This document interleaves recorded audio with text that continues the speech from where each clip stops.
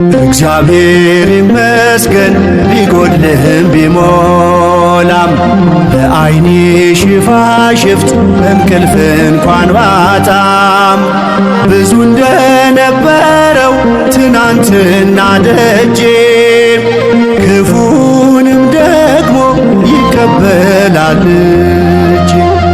እንደምን ቢሉት ዘመዶች ከተው ሚስቱ ትታው ሄዳ ልጆች ሞተውበት ዓይኖቹ በምሬት እንባ ላፈሰሱ እግዚአብሔር ይመስገን እግዚአብሔር ይመስገን ነበር ኢዮብ መልሱ። እግዚአብሔር ይመስገን እግዚአብሔር ይመስገን ነበር ኢዮብ መልሱ።